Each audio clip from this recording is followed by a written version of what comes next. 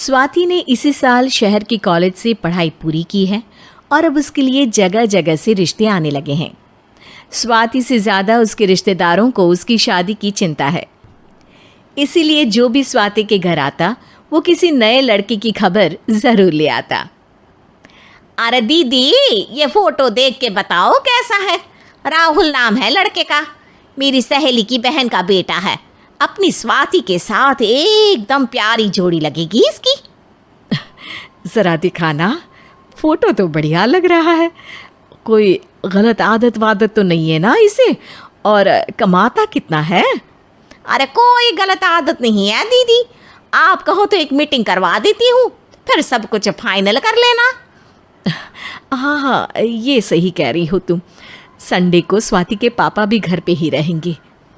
बुआ फिर वहाँ से चली जाती है और रात को स्वाति की माँ उससे कहती है, स्वाति बेटा, आज कमला बुआ ने एक लड़के की फ़ोटो दिखाई है। संडे को वो लोग मिलने आ रहे हैं, तैयार हो ना तुम बेटा?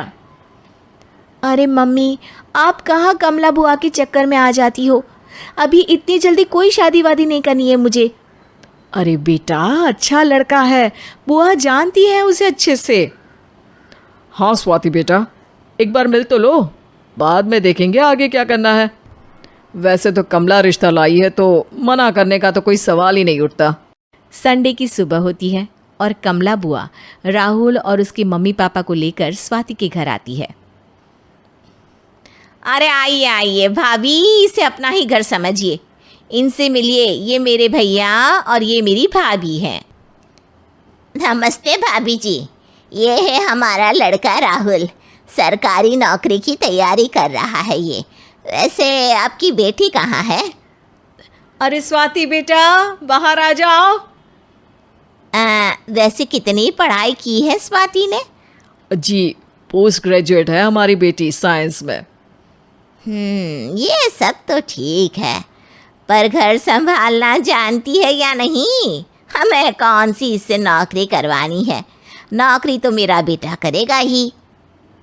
पर मैंने इतनी पढ़ाई की है और आप चाहती हैं कि मैं घर पर ही बैठी रहूं? अरे स्वाति बेटा, ये बड़ों की बात में तुम कहाँ बोल पड़ी? हम सब देख लेंगे क्या करना है क्या नहीं। हम तो इसी बात पर विश्वास करते हैं कि घर के लड़कियां घर में ही रहे तो ज़्यादा अच्छा रहता है। वरना भाई साहब, आप तो आजकल के हाल जानते ही हैं, कितनी घटनाएं होने लगी हैं औरतों के खिलाफ। स्वाति बेटा, रसोई का काम तो पूरा जानती हो ना? शादी के बाद तुम्हें ही संभालना है वो सब। अरे बहुत अच्छा खाना बनाती है ये, आप सब लोग इसकी तारीफ करते नहीं थकेंगे। लो भाई, हो गई मीटिंग, अब शादी की तारीख फाइनल कर लेते हैं, क्यों भैया? भाई, हम तो पंडित जी से चर्चा करने के बाद ही तारीख फाइनल करेंगे। सालों से हम उनकी बातें मानते हुए आ रहे हैं। लड़के वाले और कमला बुआ की बातें सुनकर स्वाति एकदम नाराज़ हो जाती है और उसे लगने लगता है कि शादी के बाद उसे घर पर ही बैठना पड़ेगा। लेकिन घर वालों के आगे उसकी एक नहीं चलती और उसे शादी के लिए हाँ कहना पड़ता है। शादी का दिन आ जाता है और सब मंडप में जमा होते हैं।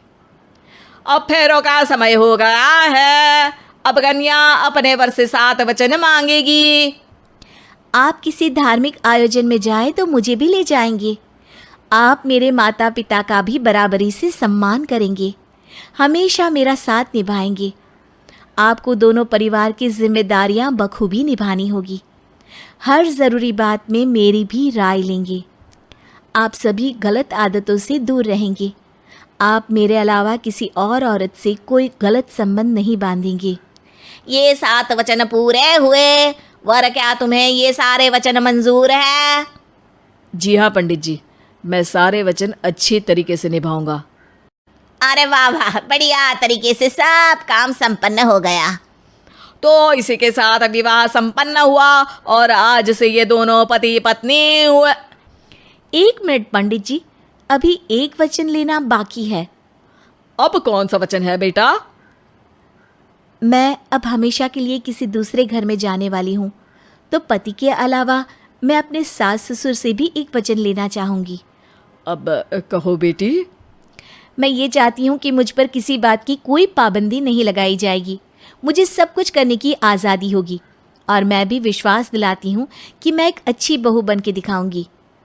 स्वाति की बात सुनकर उसके सास ससुर एकदम चौंक जाते हैं और कुछ बोल नहीं पाते कि उतने में कमला बुआ बोल पड़ती है। अरे बेटा, ये भी कोई कहने की बात है? रानी बन के रहोगी तुम तो।